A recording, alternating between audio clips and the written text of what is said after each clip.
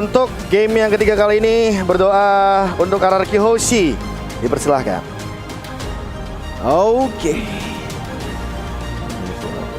Semoga tetap di upper bracket dan bisa comeback. Dan ini dia. Amin. Untuk game yang ketiga, RRQ Hoshi. Perwakilan Indonesia melawan Onyx PH. Langsung menuju Land of Dawn, inilah dia masih bersama dengan KB, Cornet dan juga Goni untuk memandu game yang ketiga. 2-0 sudah dijalani dan ini seharusnya dan bahkan kita berharap akan menjadi 2-1 untuk teman-teman dari RRQ Hoshi, mengingat kali ini bahkan Bang Sinnya sudah mulai di-engage dan kali ini di poking damage, flicker pun sudah digunakan. Baloyski mengganggu banget ke arah gold lane-nya. Yes, dipaksakan untuk mengeluarkan flicker di freeze lane. Yes, harus benar-benar ini pergerakan dari Baloyski memakai hero Natalia sekarang lebih rusuh tampaknya. Dan kita lihat dari anak-anak RRQ Hoshi, Bang Sin harus hati-hati. Ditemani sekarang oleh Finn-nya di arah top lane, Musibo digunakan. Masih mencoba untuk menahan minion ya. Harusnya ini didapetin sih untuk gerobak yang kedua, jangan sampai kehilangan lagi. Karena sudah di cover juga oleh seorang Finn. Nah ini dia nggak jadi recall. Oke, dapetin. Aman sih harusnya sekarang. Pasifnya juga didapatkan dan bahkan untuk dari gerobak yang paling penting, benar banget, dari goldnya yang paling tertinggi. Tapi R7 mencoba untuk men-zoning out pergerakan dari seorang Blarski. Yang kali ini bahkan dari Baloyski-nya perlahan-lahan menuju ke arah bottom lane. Karena di sana ada Pitartle juga. R7 udah mulai terlihat, bahkan Albert akan langsung menuju ke arah Skelty Zard. Tapi Skelty Zard-nya out of nowhere udah diamankan oleh Kairi. Aduh, sudah dibersihkan terlebih dahulu dan bahkan R7 untung saja masih bisa untuk melewati temboknya dan menuju ke arah turtle. Tapi lagi-lagi ini yang harus diwaspadai oleh anak-anak RRQ Hoshi. Tanda seru merah yang sudah bermunculan, flicker ke arah belakang dan suara Clay-nya terkena stun. Dan bahkan dari sini langsung satu hit kembali dan langsung di retribution. Dapetin satu first blood ke arah seorang Baloyski. Dan kali ini kayaknya nggak bakal mau di zoning out karena Onyx PH kayaknya nggak bakal berani untuk bergerak tanpa adanya Natalia dan Dire Hit.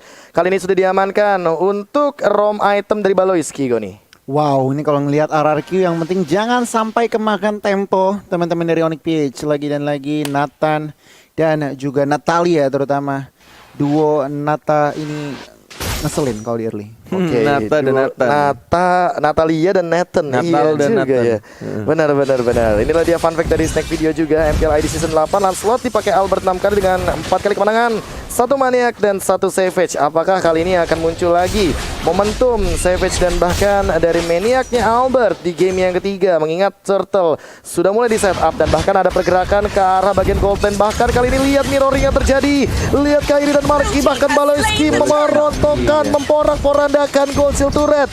Bang Finn sudah Tyrant Revenge dan tidak ada target kali ini yang connect karena tersisa gerobak uang gold saja. Yes, merelakan satu turtle dan langsung mirroring ke arah top lane-nya, tapi Kairi-nya di sana yang diincar dan langsung di-comment begitu saja. Finn dan juga langsung diamankan oleh Bang Sin-nya. Tapi lihat lagi-lagi ada hatred-nya tiba-tiba datang dan menggunakan Federal Strike-nya langsung menukarkan point kill-nya terhadap seorang Clay.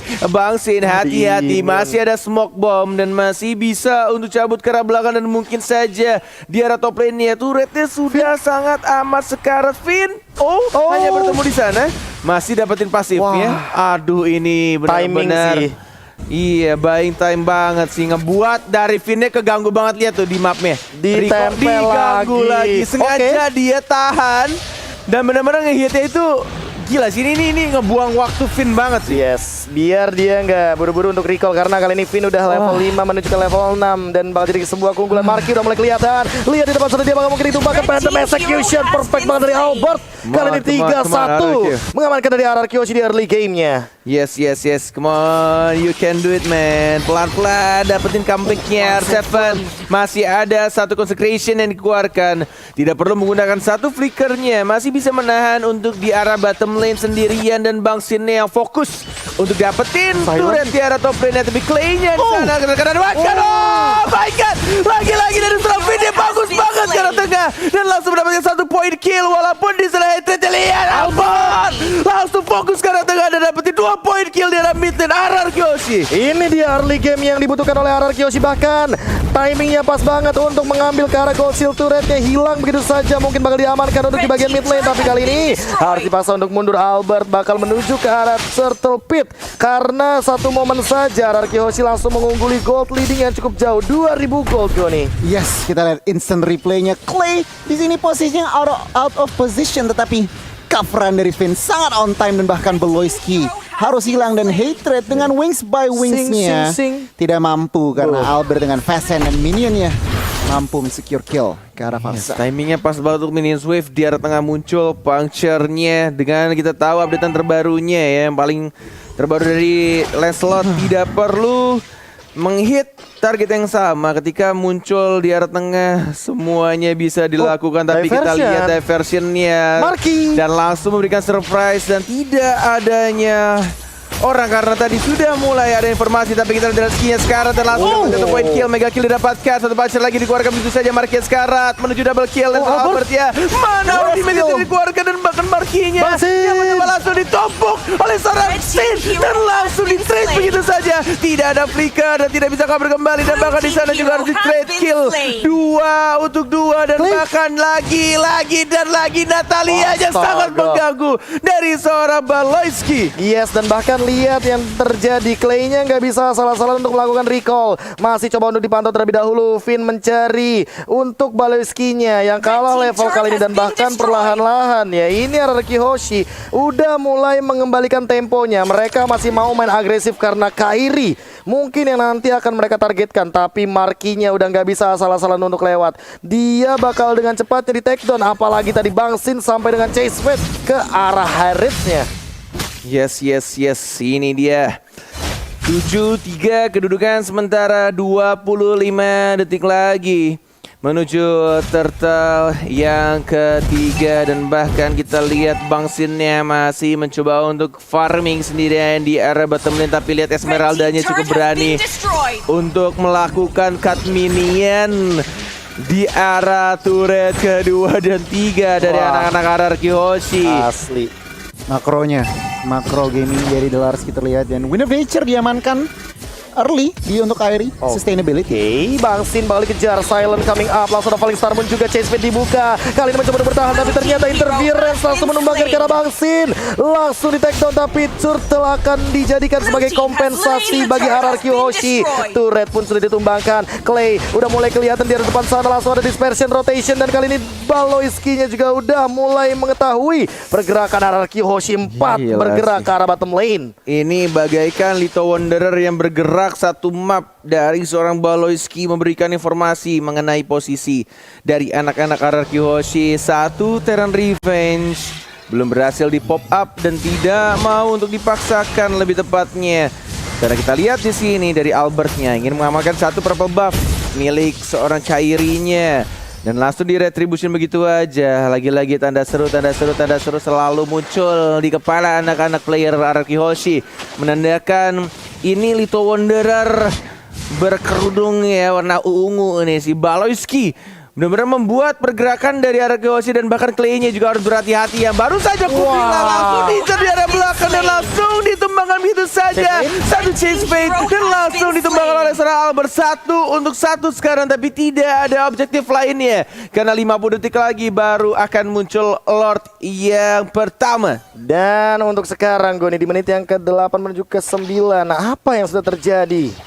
Wow, ini kalau ngelihat Onyx PH meskipun mereka yang tertekan, tetapi sebenarnya mereka yang mengatur temponya ya. Dalam arti apa? Dalam arti mereka memang menurunkan tempo. Karena RRQ kalau dilihat di 8 menit pertama tadi masih sangat-sangat owning dari Lancelot-nya, tentunya Clay-nya juga. Dan kalau dilihat Beloyski bener banget kata Cornet, Little Wanderer gratis. Dan memang ngisirnya cuman ke arah Clay. Kalau nggak Clay, dia nggak akan komit. Oh, Bang Sin kali ini bakal dikejar juga dan bahkan ada satu diversion. Halo semuanya, Albert coming up, Hatred. ternyata tapi ada chase fade. Kairi mungkin yang akan dituju tapi ternyata tidak sempat, langsung bubar jalan dari Onyx PH semuanya. Oh my god, Toki betoki dah itu atuh. Walai. Masih bisa untuk melakukan recall dan bahkan Baloyski yang sudah mulai kedetek tapi belum adanya chase fade. Masih on cooldown, masih mencari posisi dari anak-anak Onyx PH. Walaupun Lord sudah mulai muncul, tapi ini tidak boleh dipaksakan terlalu terburu-buru oleh kedua tim. Bahkan dari RRQ juga, Albert yang sudah mendapatkan purple buff-nya dari Nathan ya. Lagi dan lagi. 2 purple buff. Langsung diamankan oleh Albert menuju ke arah Lord yang sudah ditarik. Mencoba untuk dapetin Lordnya, penguasaan map di arah Lord, tapi 5 orang. Mau nggak mau, biar tidak adanya chase fade, tidak ada lagi tempat untuk berlari dari seorang Sin ya. Mau nggak mau di commit 5 melawan 1, tapi ini membuka peluang untuk anak-anak RRQ melakukan Lord. Itu yang dilakukan sama Onyx PH ketika dia sadar ada informasi Sin-nya, nggak ada flicker, nggak ada escape ability. Mereka di arah Lord Pit-nya, hilangkan Sin-nya, dan mereka semua berkumpul jadi nggak bisa untuk kabur dari seorang Aldous. Ya benar banget. Dan kalau kita ngintip Bang lagi item itu Dominance dan juga Enodus sudah diamankan. Dan yang berarti apa? Delarski juga harus berhati-hati. Baloyski.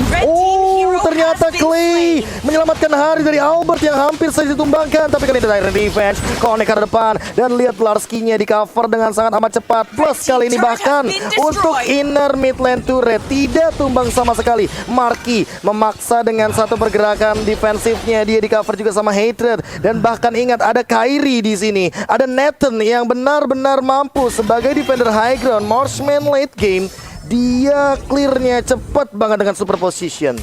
Benar banget, dan bahkan ini yang dilakukan oleh Onyx PH benar-benar ini pinter banget sih. Dia merelakan Lord tapi mereka tahu apa yang harus ditukarkan ketika mereka harus kehilangan objektif Lord, dan mereka berhasil untuk mempertahankan walaupun harus kehilangan semua outer turretnya di arah atas, tengah maupun di arah bottom lane-nya. Oke, R7 kelihatan sepertinya sedikit Ionic Edge yang digunakan dari R7, dan kali ini jujur ya dari R7-nya emang belum tumbang. Finn-nya juga belum tumbang, tapi asalkan selama Clay dan Albert-nya masih ada, seharusnya ini masih jadi game RRQ Hoshi. Karena di link damage-nya bakal benar-benar hanya dikendalikan oleh area of effect dari dispersion rotation. Sisanya Albert bakal eksekusi dan chase fade. Baloyski udah ketahuan, dan bahkan ada 3 hero di sana. Happy birthday Baloyski. Langsung dihajar, dieksekusi dengan cepatnya kali ini. Chase fade dari Bang Sin membuka vision dari Onyx PH. Langsung ada pergerakan ke arah belakang Kairi, tapi kayaknya nggak bakal diloncatin sama Finn. Yes, itu yang mereka butuhkan. Dan akhirnya kita lihat juga ketika dari anak-anak Onyx PH, karena kita tahu sebenarnya simple thing sih ini dari RRQ, keunggulan menurut Koren pribadi ya. Tim RRQ adalah permainan bush-nya atau ambush-nya. Lihat yang dilakukannya. Tuh, posisi dari, lihat mapnya teman-teman. Dia melakukan persembunyiannya 3 posisi di 3 rumput yang berbeda, dan itu yang bisa menjadi keunggulan sebenarnya. Yang kita tahu MPL ID ketika bermain RRQ selalu memanfaatkan rumput, tapi ketika ada Baloy Wanderer yang selalu memberikan informasi ke Onyx PH, memberikan vision tambahan, dan langsung saja kita lihat ada satu lagi chase fade-nya membuka kembali posisi dari anak-anak Onyx PH, dan tampaknya dari Baloy Wanderer masih terlalu jauh, nggak bisa langsung di-commit oleh anak-anak RRQ Hoshi. Dan tidak kalah juga tentunya ada Sin Wanderer ya dengan chase fade.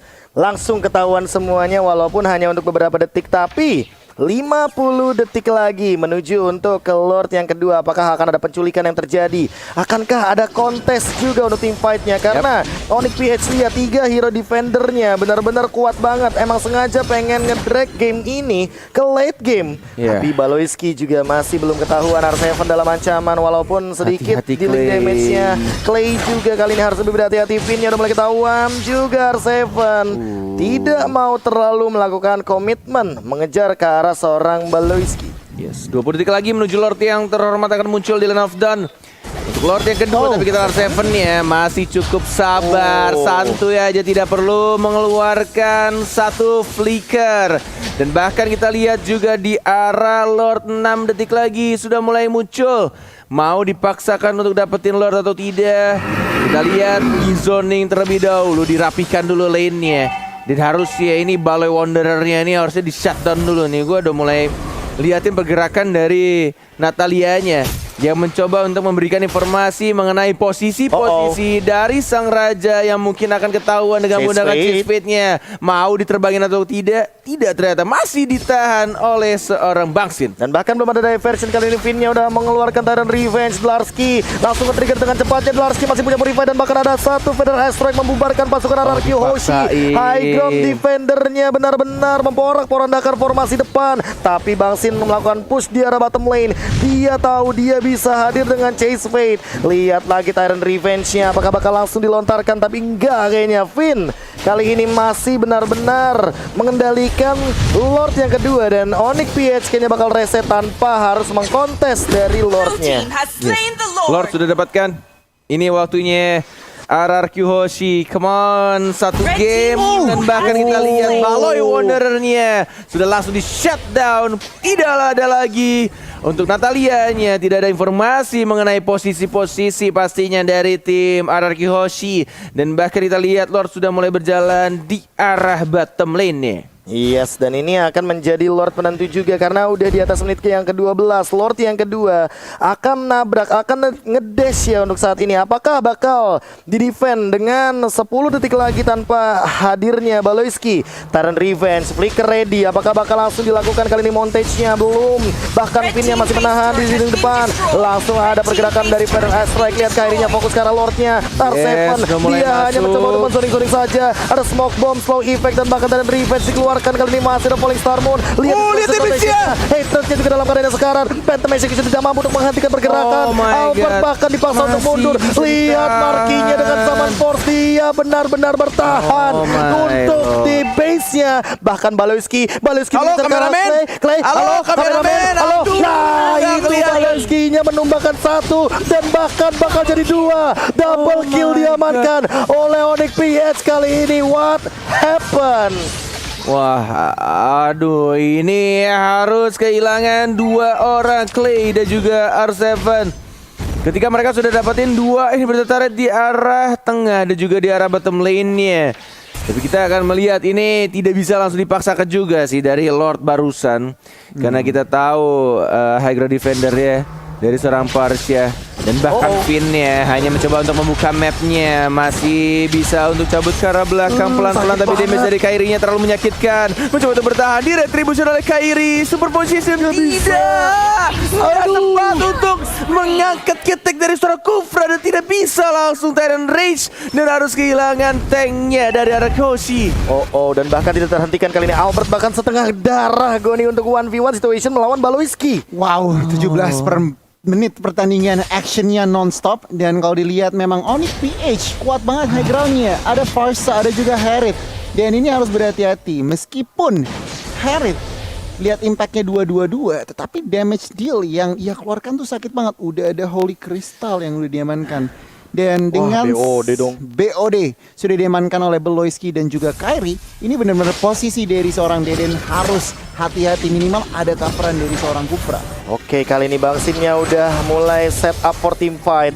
Harusnya bakal jadi fight 5 lawan 5. Chase Fate yang kita nantikan tentunya untuk memporak-porandakan formasi dari Onyx PH. Akankah dipertontonkan? Ini dia Chase Fate-nya akan mengincar ke arah mana? Belum ada targeting. Dan Revenge ke arah belakang dan bahkan ke arah Hated. Tapi Finn, what happened? Dia ternyata flicker ke arah depan dan tidak ada yang terkena Tyrant Rage-nya kali ini Baloyski. Dia mengincar dari arah samping. Apakah akan melakukan flanking? Belum terlihat kali ini perlahan-lahan, tapi R7 terkena zaman Force Long Effect-nya. Thunderbelt-nya juga sudah mulai terlihat di depan sana. Baloyski, dia lebih sabar. Dia tahu dia harus melakukan pick off tapi tidak mau terlalu terburu-buru walaupun tidak ada source kill dari RRQ Hoshi.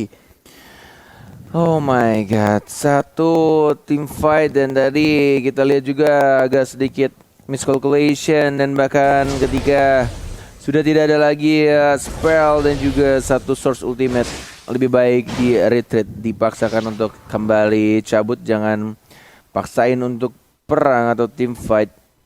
Karena 13 titik lagi Lord akan muncul. Dan lihat ini si Balai Wanderer tetap diversion. berani Chase banget fade. dan langsung diajar begitu saja. Smoke bomb Halo. keluar. Clay mencoba untuk mencari posisi dari Baloyski-nya. Terkena di sana dan satu hitnya dari seorang Bangsin langsung menumbangkan Baloyski. Itu untung aja tadi ada Clay. Iya. Kalau nggak bakal ke itu. Dua ulti dari Natalia yang bisa langsung menghilang. Yes. Nge-trigger pasif ya.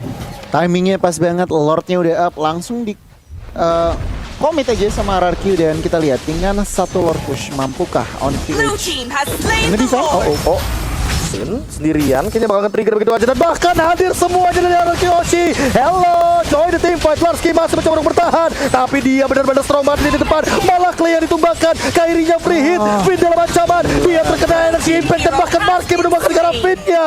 What happened RRQ Hoshi? Mereka sudah HBD tapi ternyata 4 melawan 5 kali ini. Tumbang 2 dari RRQ Hoshi, Bung Cornet. Posisi dari Kairi dan juga ini dari hatrednya, dari cepet banget. Parsianya benar-benar disiplin banget untuk menjaga posisinya, memberikan damage dari belakang yang penting tidak terlalu offside. Dan bahkan ini dari Larski-nya susah banget untuk di shutdown. Asli. Tebel banget dia. Immortalnya bahkan tidak pecah sama sekali dan inilah dia pick view untuk Wow. M3 ini sampai dengan 3 juta. Hampir mengalahkan M2 record. Oke, by the way, tapi kali ini Clay akhirnya hidup kembali. Apakah langsung diversion? Apakah langsung teleportation? Pintu kemana sajanya pun belum digunakan Baloyski. Bakal memilih untuk mundur kali ini. R7 mencoba untuk mencari informasi tapi bakal langsung reset Onyx PH dengan line up 4 match-nya. Emang ini sengaja untuk bermain ke arah late game. Yes, benar banget ini.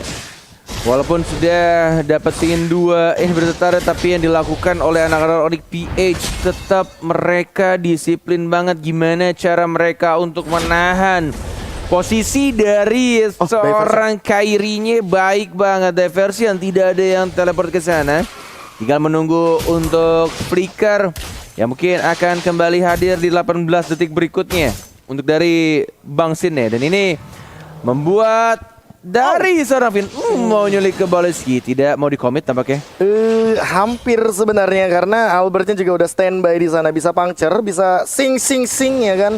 Untuk nantinya menabrak dengan pasif tambahannya juga Tyrant Revenge. Larski mungkin bakal jadi target utama Tyrant Revenge, Tyrant Rage dan bakal langsung itu saja. Lihat di depan sana Falling Star Moon-nya juga digunakan dan hanya untuk clear wave minion saja. Untuk entropy dari seorang Kairi. R7 masih berlenggang leha kali ini dengan pasif yang ia miliki. Purify emang udah nggak ada tapi Larski benar-benar tebal banget, sustain banget. Apalagi mortalnya belum pecah kali ini Bung Cornet. Perbedaan yang signifikan dari kedua tim, dari kedua negara yang berbeda ya, kita tahu Indonesia dan juga Filipina.